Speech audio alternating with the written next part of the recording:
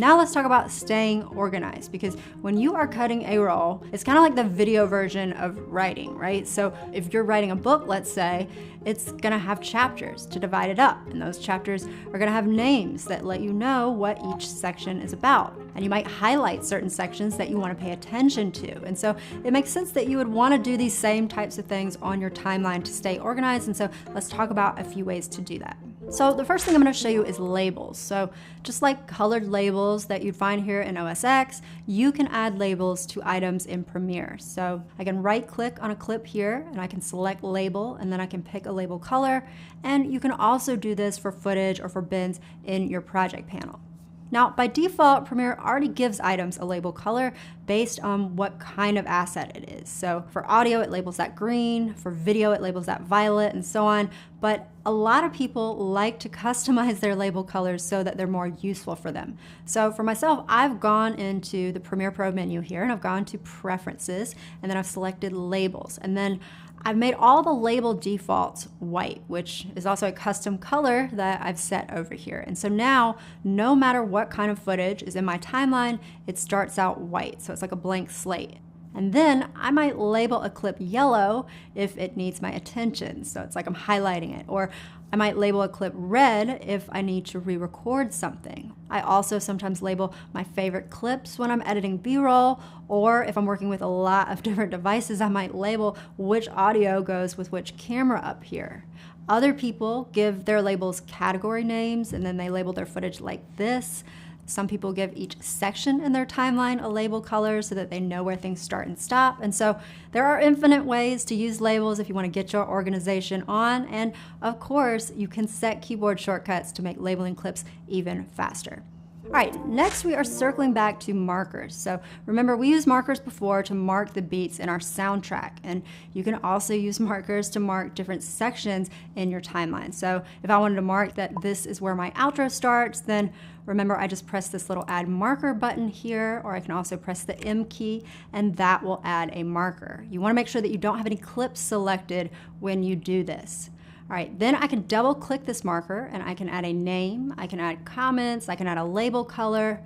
By the way, you can also just press MM and that will add a marker and then automatically open up the settings box. And once I've added a bunch of markers to my timeline, then I can hover over each of them to see what they're about. I can also go up to the window menu here and I can select markers, and that is going to open the markers panel, and I will get a list of all of the markers in this sequence. If you've done this and yours is blank, then just make sure that you don't have any clips selected, and then your markers will show up here. But I can search this list of markers, I can sort the markers by color, and I can also click to jump to the markers in my timeline.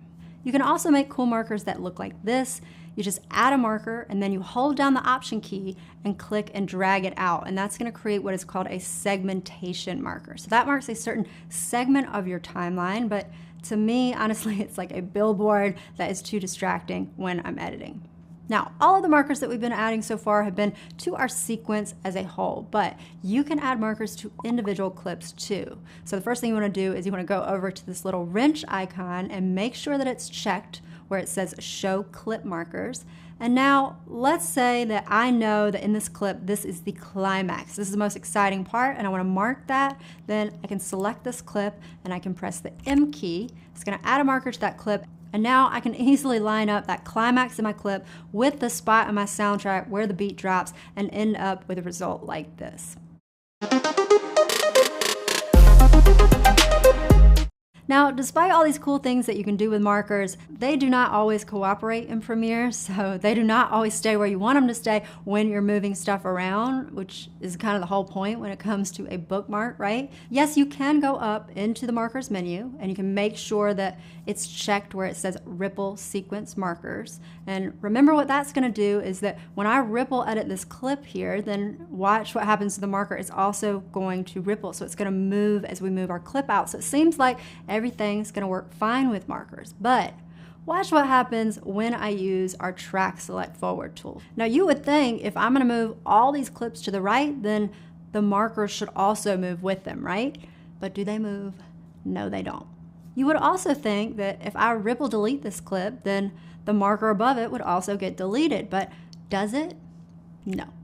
And that is why you see comments like, half the time, having markers on a timeline makes the editing experience harder, not easier. But don't worry, because your girl has a workaround. So my hack is to go to the bottom right of your project panel. You're going to click on this new item menu and you're going to select transparent video. We're going to use this transparent video to add notes and to mark up our timeline. So first, I'm just going to drag this transparent video onto track 7 of my timeline here. And it's come in very small, so let me just zoom in and stretch this out. And now let's say that I know that I want to replace this stock footage clip, but I don't want to do it now. So for now, I'm just going to label it yellow. So I'm going to highlight it, and then I'm going to do the same for my transparent video here so that it matches. And now I want to add a note. So to do that, I'm going to right click here and I'm going to select rename, and I'm going to call this replace with different stock footage. Cool, now I've got a note. I know exactly which clip that note is talking about. And now, if I go back and grab that track select forward tool, I can scoot all these clips down and you'll notice that our transparent video marker moved exactly how we wanted it to.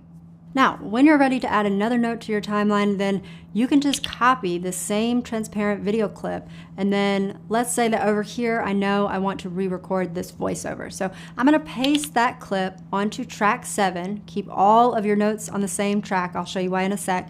But first, I'm going to label it red for re-record. I'm also going to label my transparent video red so that they match. And then I'm going to rename this RRVO.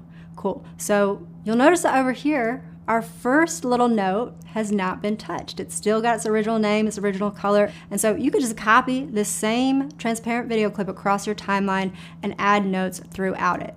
Now, why did I keep all of my notes on the same track? Because when you're ready to go through and review all of your notes on your timeline, you can just target the track that they're on. So here I'll just target track 7.